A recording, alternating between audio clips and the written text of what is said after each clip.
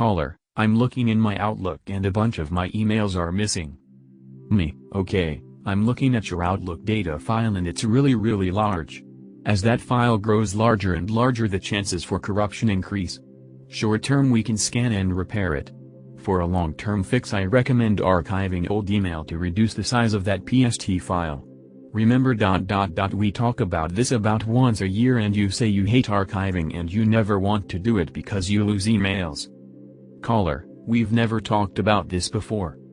Me, yep, every time you have an Outlook problem. Caller, well, can you tell me how to archive my old email? Me, do you still have the notes I asked you to take last time? Caller, you have never told me about this. Me, I have ... repeatedly ... for years. I'll be happy to stamp you through the process, but please take notes so you can refer to them in the future. Caller, forget it. I'll just figure it out on my own. Me, I wouldn't recommend that. There are some default settings you have to change, otherwise Outlook will slow way down.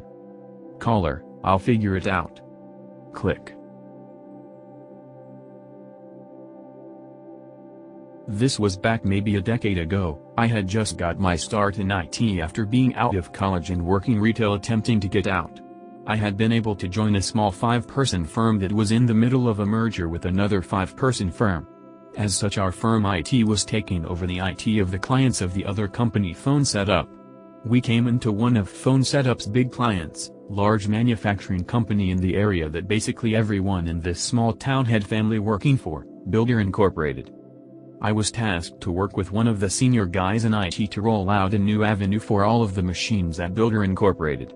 Mostly this should have been done via GPO, but their old avenue, I forgot what it was, had a manual removal process, so I was tasked with going to each machine during someone's lunch break or downtime to run the uninstall steps, reboot, and reboot again so the avenue would install.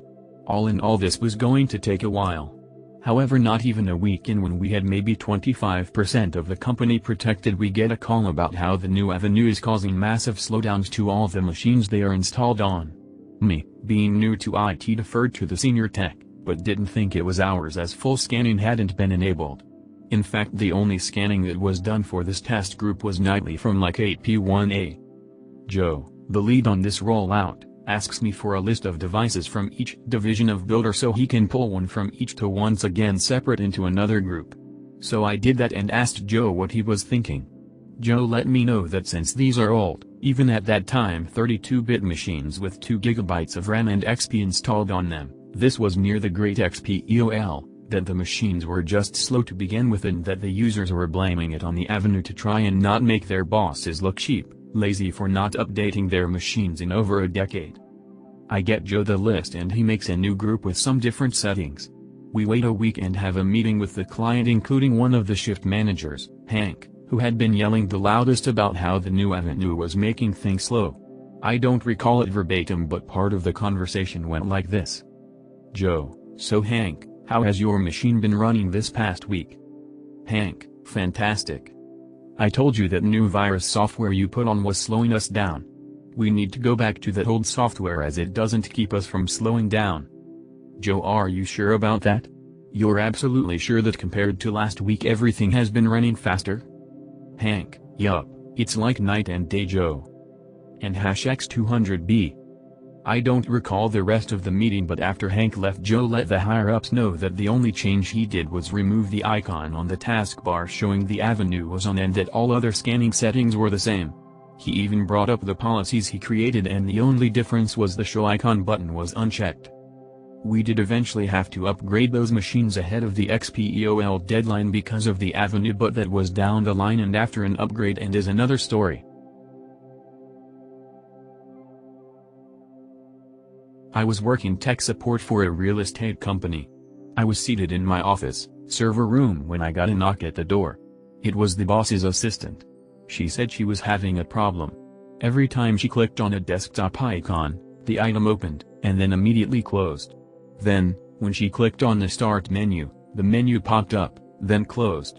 She was sure the problem was a virus, and I had to admit, I hadn't seen that problem before.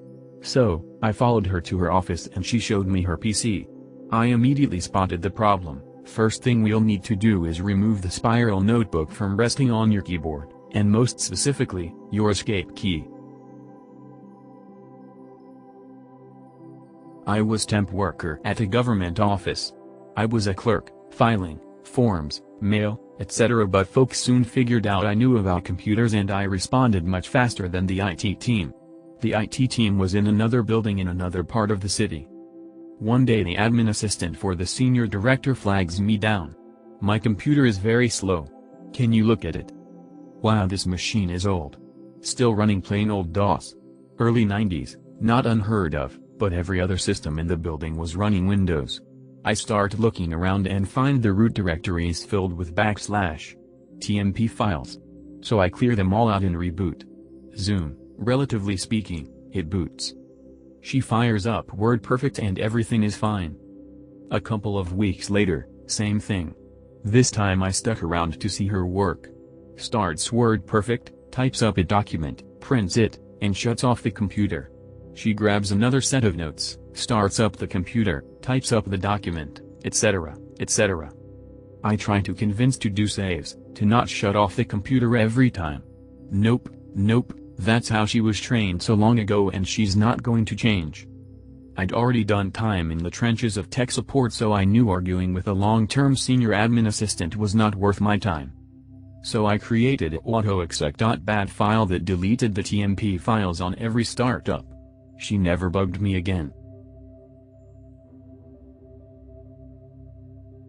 This happened recently. I work as a systems, network engineer, but do a solid amount of tier 2 troubleshooting. So I get a call from our hardware guy, who is a great guy, but not the best troubleshooter. He is replacing someone's computer. He does a profile restore from the old computer, which copies down desktop, documents, etc., etc. And when he gave it to her, she complained it was incredibly slow on login, and when they logged in it was taking a long time for things to load, etc. She also mentioned she could not see the files on her desktop. He calls me up for some guidance. So I remote into the computer and sure enough nothing is showing on the desktop. The computer is definitely crawling too. I look at Task Manager, nothing seems to be particularly high as far as usage. Navigating into File Explorer, I go to the user's desktop folder. They had over 2,600 files on their desktop. Apparently Windows finally got fed up and decided it just cannot handle loading that many files at login.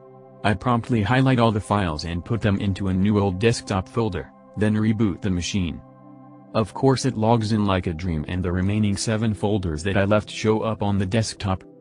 I've been in IT for 10 years and it never ceases to amaze me that someone would think having 2,600 plus items on their desktop wouldn't be a problem. I don't even understand how this person worked before on their old laptop with that many files.